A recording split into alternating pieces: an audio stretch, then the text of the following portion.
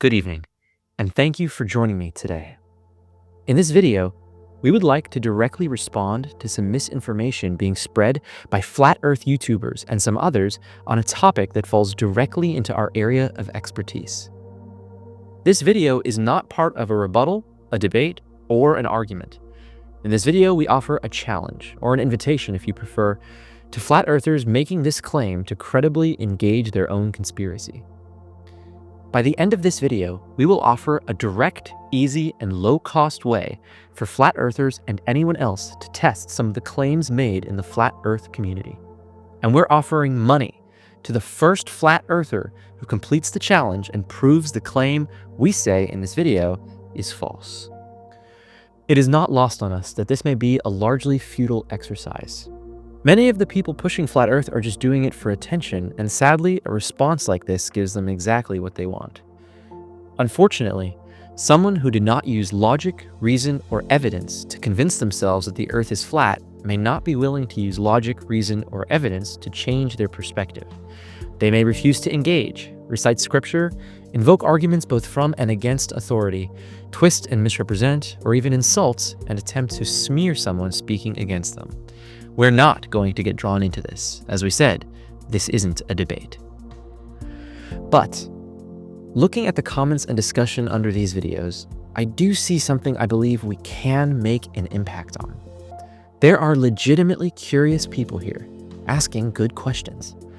I see people trying to reconcile their own common sense and critical thinking with the weight of a perceived authority. Women and men, adults and children of honest faith to one religion or another, trying to better understand the line between God and science, wherever it may be. I see people whose trust in institutions have been shaken and who are falling back on their own eyes and ears to understand their reality. This video is for you. We know that as telescopes have gotten bigger and put in space and on mountains, and as images have crossed into wavelengths that our eyes can't see using methods most people have never heard of, it becomes harder and harder to connect with astronomy without being an expert. It can feel like you're being asked to take things on faith. And at that point, how different is that from just listening to AI or your pastor or literally anybody else who asks you to believe something without giving you something tangible? That's why today, we're going to focus on one aspect of this manifesto that we can easily show you how to debunk yourself with your own eyes and hands. We're not going to tackle the moving target that is flat Earth. Other resources have done a better job of that than we could. But we want to give you something that you can do yourself, anywhere in the world, something you can connect to, understand, internalize, and believe, because you saw it with your own eyes. Before we get started, I want to quickly lay out my and David's credentials and also why they honestly don't matter. David and I are both PhDs in astrophysics. He was a professor of astrophysics for a long time, and I am defending this year. Between us, we have a combined expertise that spans across astronomy and astrophysics, science and methods both new and old. I understand that you may have been told that you shouldn't trust the experts, but David and I and many others have spent years and often decades of our lives learning about this stuff, and we do this so we can help people with their questions about the universe. We are exactly the kind of people who would love nothing more than to help you get as excited about the cosmos as we are. But at the end of the day, I actually don't want you to worry about our credentials. Our goal today is to help you see the truth with your own eyes. One of the tactics that people spreading misinformation like to use is to try to delegitimize scientific evidence by exploiting the fact that it is difficult for non-scientists to obtain and sometimes interpret. It's incredibly easy to see the Earth is round and not flat because you can just look at satellite photography, but how do you know that wasn't faked without building your own satellite? Okay, well, you can look at the shadow of the Earth on the moon during a lunar eclipse, but lunar eclipses don't happen every night, so most people would have to just look at pictures and there's the abstraction again. The claims of an ice wall could be very easily debunked by just flying to Antarctica and seeing that there isn't an ice wall, but very few people can afford to do that. As this obviously AI-generated comment says, assertion isn't proof. If you can't demonstrate it, then you haven't proven it. But today, I came across a claim in a video that's been trending recently that made me do a double take. Some flat earthers make claims about the planets that are so easy to disprove that you can do it with cheap equipment and in your own backyard at almost any time of year. Let's watch the clip. A little bit, how is Earth? So one of the common questions that I saw was, how is Earth not round? How is Earth not a ball when all the other planets are? Well, first, there are no other planets. When God reveals flat Earth to you, you truly have to, in a very literal sense, let go of everything you've been taught. And that includes all of the images that NASA has shown you. Now, the word planet in the Greek actually means wandering star. God created this flat level Earth, and then he created other stars, luminaries, which are in the firmament and they circle above us. So think of it kind of like a clock that is laid down on a flat surface. Now, for everybody who relies on images, okay, so you're having a hard time with flat Earth because you have seen pictures of other planets. Clearly, I want to show you this image. Okay, the description on this image was, it's a picture of Proxima Centauri, the nearest star to the sun. So it's located 4.2 light years away from us. It was taken just a piece of chorizo, a literal piece of meat. They are telling you that their images are, well, BS, just like their image of the moon in front of the Earth. Remember this light? I talked about this in my first video. If this is a real picture of the moon in front of the Earth, what is that? They are fabricated to promote the narrative of space and planets because this world needs to contradict the Bible. And I'll give you a perfect example. So here is a zoomed in view of the, quote, planet Venus. This doesn't look like a physical planet, does it? It looks like a luminary with the ripples of water in front. God separated the waters from the waters. We are literally seeing evidence of God's word right in front of us. Here is a map of the luminaries. Okay.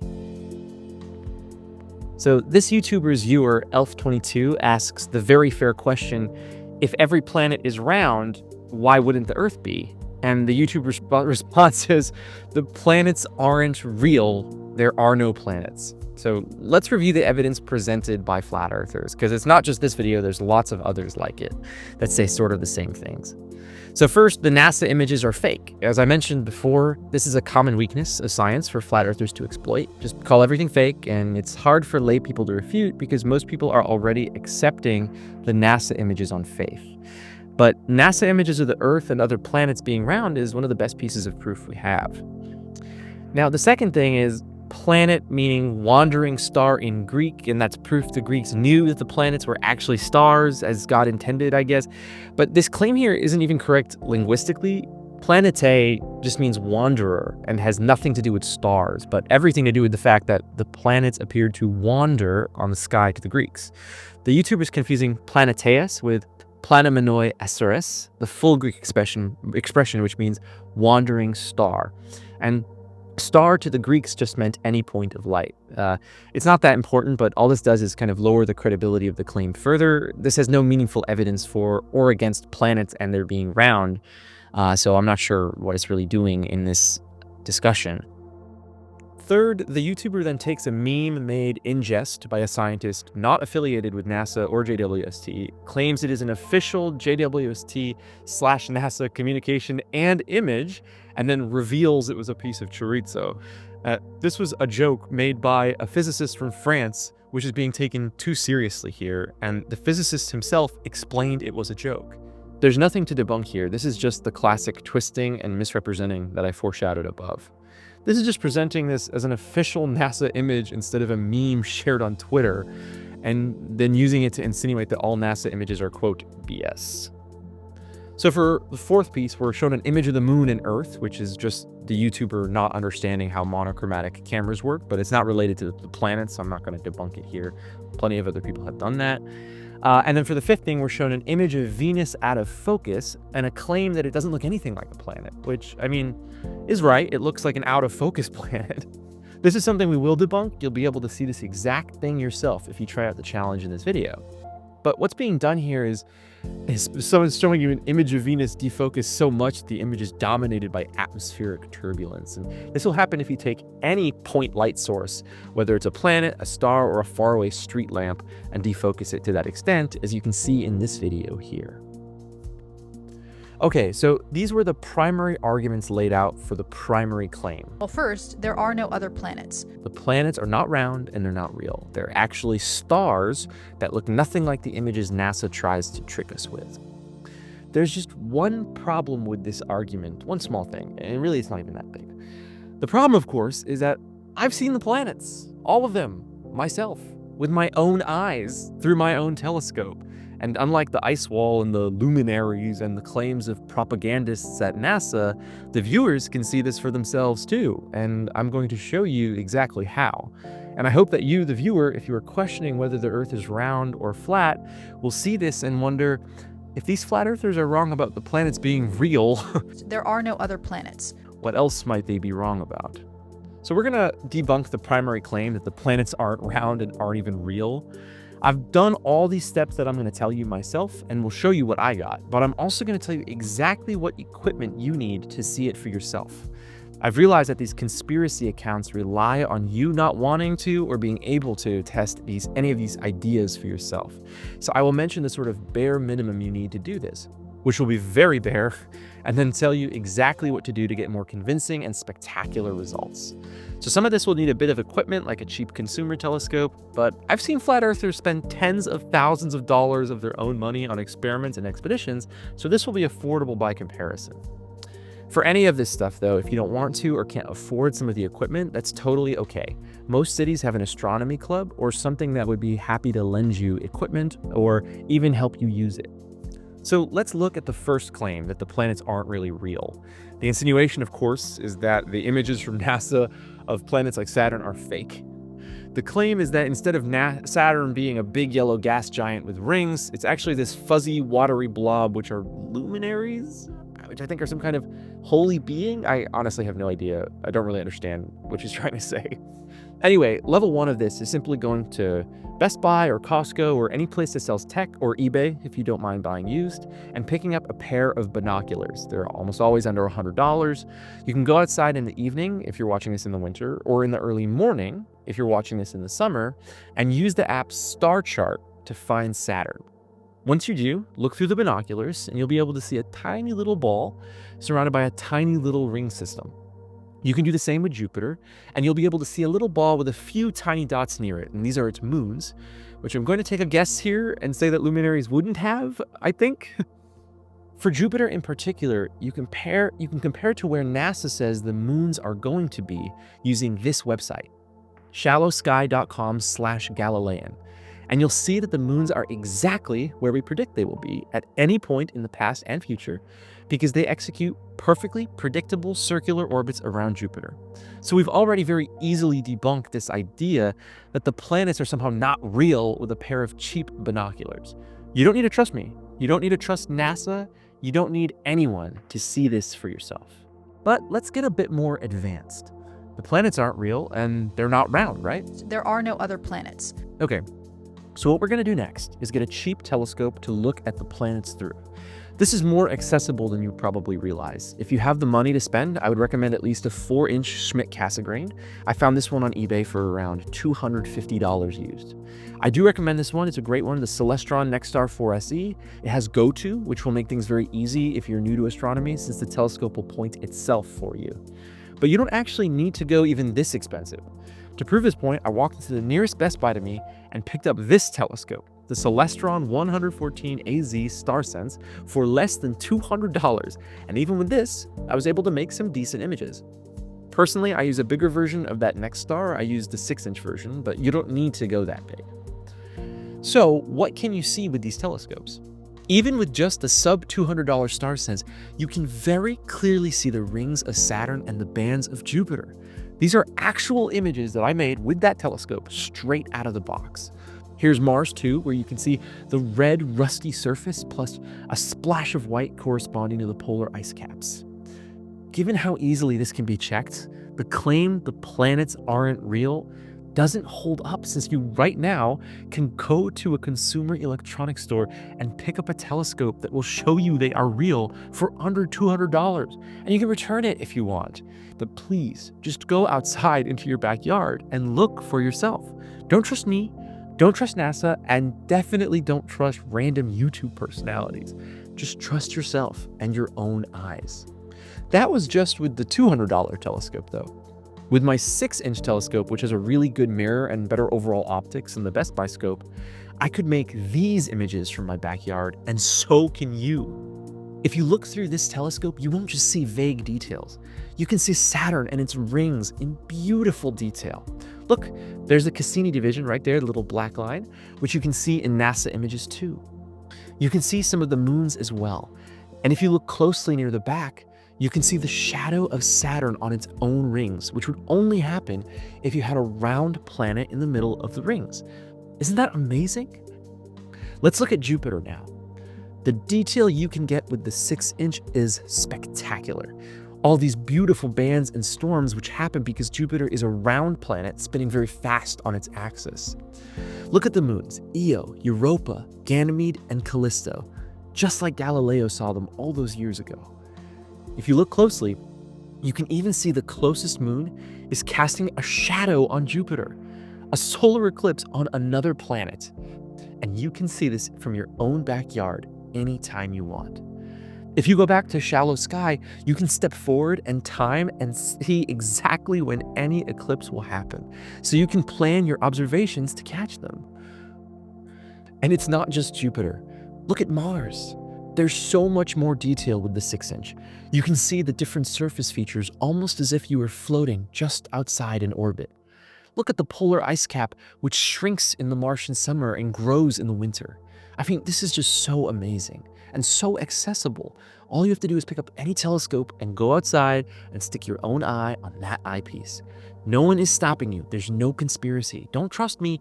Just go and do it and tell me what you see, and I would love to talk about it. Remember, we came into this video with the planets aren't real. There are no other planets. And the planets aren't round. I think we have firmly established that they are in fact real, and you can see them exactly how NASA sees them, with no funny business, with your own eye in your own backyard. But I want to take this to the next level, to really just lay this to bed once and for all, and hopefully push you over the fence and convince you that this stuff is real. We're going to buy one more piece of equipment, a special device called an astrophotography camera. You can get a good one for really cheap from this company, Subini. I have never learned how to pronounce it, but it will do the trick. Personally, I'm using a ZWO ASI 224MC. It's a little bit more expensive, but it's really good. And I'm using this with my 6-inch telescope if you want to reproduce what I'm doing exactly. But this will work just as well with that 4-inch telescope from eBay and the Sviboni. So using the Sviboni and your telescope, follow any free tutorial online and do lucky imaging on the planet. Use the free software Firecapture to capture around 10,000 frames of any planet, and then use the also free software Astrosurface to stack the images. This is how you get the best quality. Now that's how I get those crystal clear images that I've been showing you. Now do this once every few minutes for a few hours. You can do this right from your own backyard. Once you have all the images, line them up in your photo editor of choice and stitch them together into a movie. You will see something absolutely spectacular. Here is what I saw. In this movie, you're seeing Jupiter rotating as well as its moons orbiting around it. The red spot is super visible. In another one of our videos, we showed you how you can use the red spot to measure the rotation period of Jupiter and show that it is around 10 hours, exactly what NASA reports from their measurements. And remember, we did this in our own backyard with nothing even close to NASA's tech. You can see the moons in their orbits too, orbiting in a circle around the planet. In this movie, you can see the rotation even better. And not just the rotation, but the movement of a solar eclipse on Jupiter cast by one of its moons. This is exactly what happens on Earth when there is a solar eclipse, because fundamentally these systems are the same. A round planet with round moons in orbit around it, and all in orbit around a round sun. Now, we can do the same exact thing with Mars. This is a 90-minute time-lapse I made using the exact hardware and techniques that I mentioned before. You can clearly see the surface of Mars rotating, just like Earth's does, and it's so intuitively and so obviously a sphere. You can even match your images of Mars to maps of Mars made by NASA and thereby check their work. You don't have to trust them. You can check for yourself. Oh, and what about that picture of Venus? Well, you can look at Venus with any of the things we described today, including the binoculars. Here's what I saw. Definitely a planet, and with a phase just like the moon. See, the sunlight is coming from the left, which gives it a shadow just like the phases of the moon. But if we defocus this image like what was actually shown in the evidence, we can see the same thing seen in the video. So once again, this YouTuber just misrepresented or misunderstood what they were being shown, and they told you it was an angel or something when it wasn't.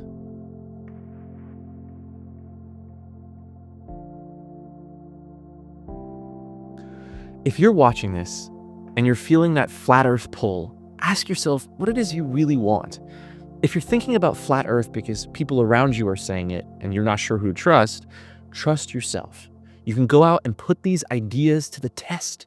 Science is not some exclusive clique rigging the textbooks like a WWE match. Scientists are just people like you and me who went out and wrote down what they saw and then thought about it and told other people. You can do that too.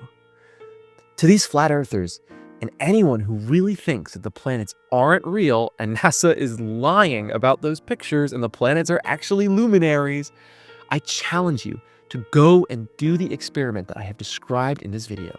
That's the whole point, right? You do your own research. I love it. We at Astroveo are offering $1,000 to any